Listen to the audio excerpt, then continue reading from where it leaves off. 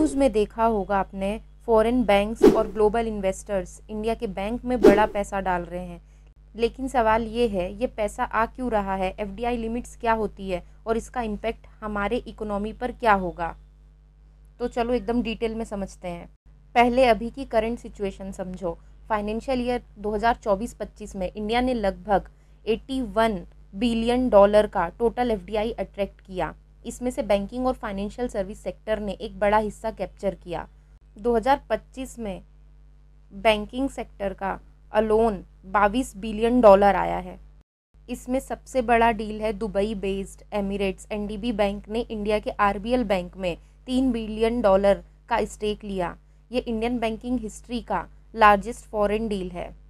और अब government plan कर रही है कि स्टेट रन बैंक्स में भी फॉरेन इन्वेस्टमेंट कैप को 20% से बढ़ाकर 49% तक कर दिया जाए। तो अब इससे ये क्लियर है कि फॉरेन का पैसा इंडियन के बैंकिंग सिस्टम में तेज गति से आ रहा है।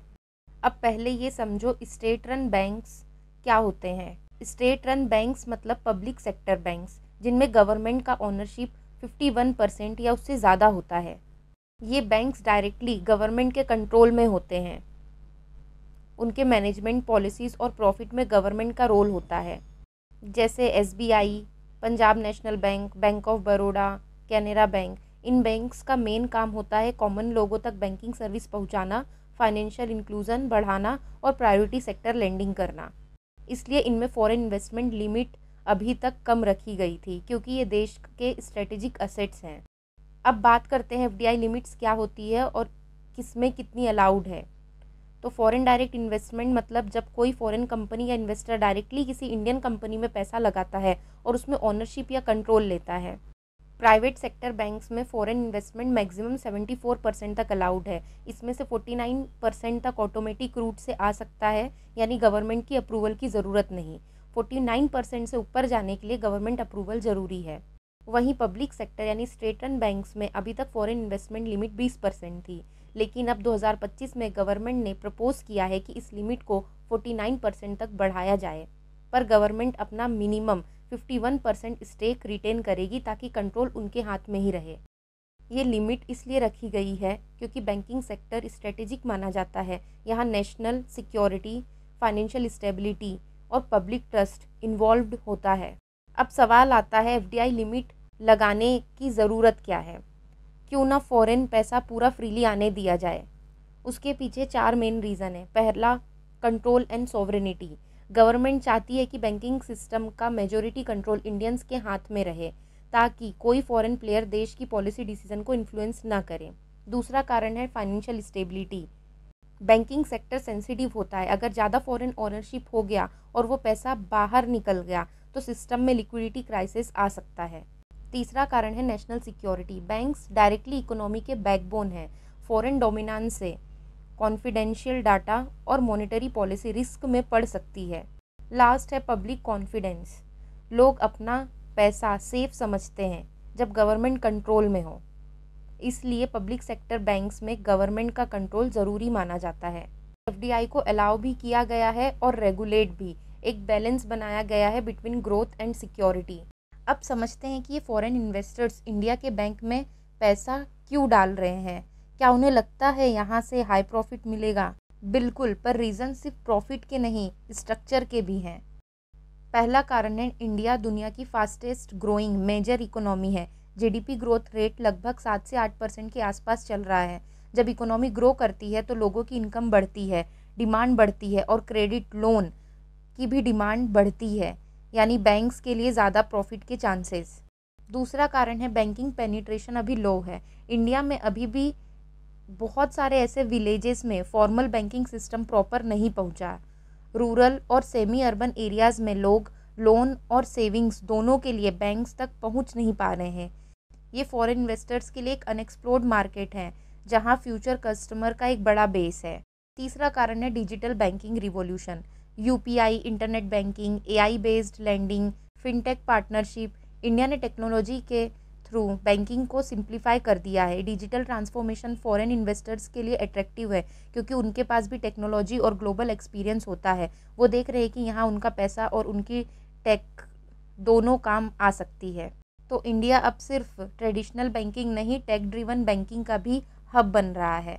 और कई कारण हैं, जैसे एफडीआई पॉलिसी फ्रेंडली बन चुका है। गवर्नमेंट ने रिसेंट ईयर्स में एफडीआई नॉर्म सिंप्लीफाई किए हैं। प्राइवेट बैंक्स में 74% तक एफडीआई अलाउ किया है और स्टेट रन बैंक्स के लिए 49% तक बढ़ाने का प्लान है। यानी अब इन्वेस्टर्स को एंट्री मिल रही है, और वो भी कंट्रोल इन्वायरमेंट में। पांचवा कारण है चाइना +1 स्ट्रेटेजी। ग्लोबल इन्वेस्टर्स अब अपना फोकस चाइना से हटा रहे हैं और चाइना +1 पॉलिसी के अंडर इंडिया को एक अल्टरनेट डेस्टिनेशन बना रहे हैं। पॉलिटिकल स्टेबिलिटी और डेमोग्राफिक एडवांटेज के वजह से इंडिया उनके लिए सेफ बेट लगता है। अब बात करते हैं फॉरेन का पैसा आने से फ़ायदा क्या होता है। पहला, कैपिटल इन्फ्यूज़न। जब फॉरेन इन्वेस्टर्स पैसा लगाते हैं तो बैंक के पास ज़्यादा कैपिटल आ जाता है। ये कैपिटल लैंडिंग, इंफ्रास्ट्रक्चर फाइनेंस और डिजिटल अपग्रेड्स में यूज़ होता है। जितना ज़्यादा कैपिटल उतना ज़्यादा लोन देने की कैपेसिटी। दूसरा है better governance and global standards. Foreign banks और इन्वेस्टर्स अपने साथ world class management practices, transparency और अकाउंटेबिलिटी लेकर आते हैं। इससे इंडियन बैंकिंग सिस्टम में प्रोफेशनलिज्म और एफिशिएंसी बढ़ती है। तीसरा है कंपटीशन। प्राइवेट और फॉरेन ओनरशिप से कंपटीशन बढ़ता है, जिससे इंटरेस्ट रेट्स फेयर होते हैं और सर्विस इंप्रूव होती है। कस्टमर्स को मिलेगा faster approval, better digital apps और कस्टमाइज्ड प्रोडक्ट्स। फोर्थ है technology and innovation transfer. Foreign partners अपने digital tools, AI model, fraud detection system और ग्लोबल एक्सपर्टीज़ लेके आते हैं। इससे इंडियन बैंकिंग टेक्नोलॉजिकली एडवांस बन जाता है। फिफ्थ है ग्लोबल कनेक्टिविटी। जब एक इंडियन बैंक में फॉरेन स्टेक होता है तो उसके पास ग्लोबल बैंकिंग नेटवर्क का एक्सेस मिलता है। Cross border remittances, foreign currency trade और ग्लोबल बोरोइंग्स में एडवांटेज मिलता है। तो पैसा आने से सिर्फ बैलेंस शीट स्ट्रॉन्ग नहीं होती, पूरा सिस्टम मॉडर्न बन जाता है। हर पॉजिटिव के साथ कुछ नेगेटिव भी होता है। फॉरेन इन्वेस्टमेंट के अपने रिस्क हैं और उन्हें समझना जरूरी है। तो पहला है control and sovereignty concern. Banking एक स्ट्रेटेजिक सेक्टर है। अगर ज़्यादा फॉरेन ओनरशिप हो गया तो डिसीजन मेकिंग और पॉलिसी पर फॉरेन इन्फ्लुएंस बढ़ सकता है। गवर्नमेंट ये नहीं चाहती कि banking policy foreign investors dictate करें। सेकंड है capital flight risk. Foreign investors short term return के लिए भी आते हैं। अगर ग्लोबल मार्केट में क्रैश आया या प्रॉफिट कम हुआ तो वो अपना पैसा निकाल सकते हैं। इससे लिक्विडिटी क्राइसिस या वॉलीटिलिटी आ सकती है। थर्ड है गवर्नमेंट और कल्चरल मिसमैच। फॉरेन मैनेजमेंट और इंडियन इन्वायरमेंट अलग होते हैं। डिसीजन मेकिंग और रिस्क टेकिंग स्टाइल मिसमैच हो सकता है। इससे बैंक की वर्किंग में फ्रिक्शन आ सकता है।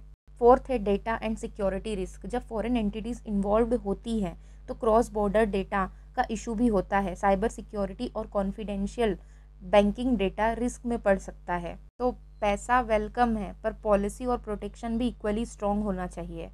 गवर्नमेंट और आरबीआई ने इन रिस्क को कंट्रोल करने के लिए कुछ सेफगार्ड्स रखे हैं। पहला है voting rights cap. Even if एक फॉरेन इन्वेस्टर्स ज़्यादा शेयर ले ले, उसके वोटिंग राइट्स यूजुअली 10% तक ही लिमिट में रहते हैं, ताकि कंट्रोल उनके हाथ में ना जाए। सेकेंड है आरबीआई अप्रूवल मैंडेटरी। हर मेजर इन्वेस्टमेंट डील में आरबीआई का अप्रूवल ज़रूरी होता है। Fit and proper criteria check किया जाता है इन्वेस्टर्स के बैकग्राउंड और क्रेडिबिलिटी का। थर्ड है पब्लिक सेक्टर बैंक्स में गवर्नमेंट अपना मिनिमम 51% स्टेक रखती है, ताकि मेजॉरिटी कंट्रोल हमेशा देश के हाथ में हो। फोर्थ है मॉनिटरिंग मैकेनिज्म।